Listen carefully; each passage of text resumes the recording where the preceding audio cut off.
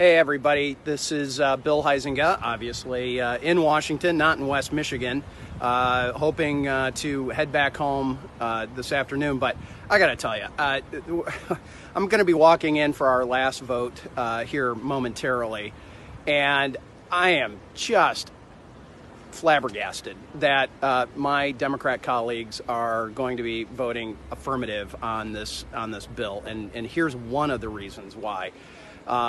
This is the state of play, where not only are we going into debt for our own country, we're now going to be going into debt for other countries. And I'm gonna. And this is kind of a little awkward, but I'm gonna read a statement that I had intended to read on the House floor, but the Democrat majority limited our time this morning of 1 minute, and so I wasn't able to get that done. So I'm going to do it here with you now, and then we're going to talk a little bit about this. So here's my statement that I intend on the House floor.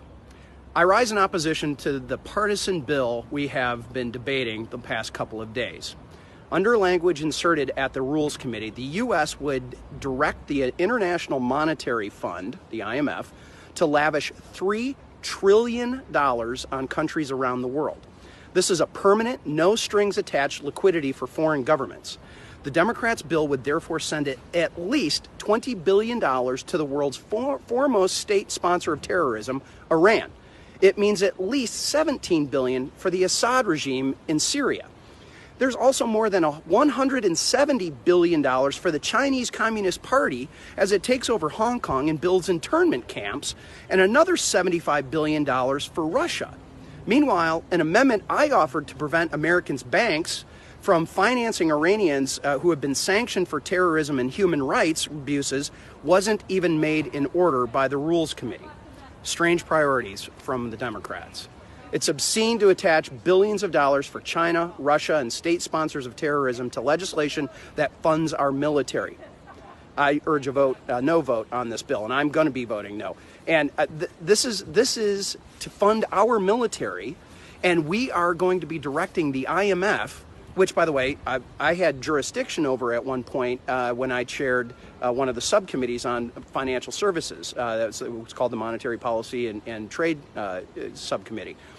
And so I'm very familiar with the IMF, very familiar with the good work it does, and very familiar with the bad work that it does.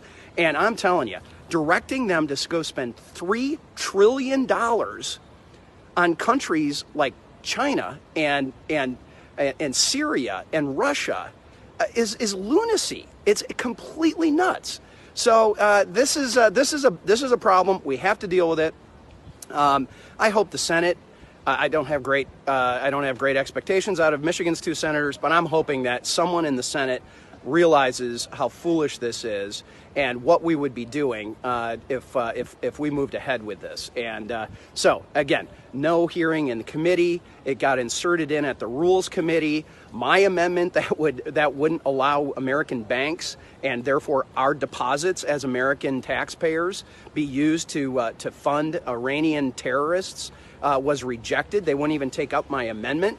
Yet they slid in a directive for $3 trillion. It feels like a jillion. $3 trillion of support for countries around the world when we can't even get an agreement here in the House and the Senate about what we're going to do with the extension of unemployment or any of the other spending that we're doing. So anyway, time to take a breath. But I just hope that I just hope that cooler heads prevail over in the Senate, and that they do not go in this direction. So, well, I'm getting ready to, sorry, it just dropped. I'm getting ready to walk on the House floor with my Zealand-made Primera Plastics face shield.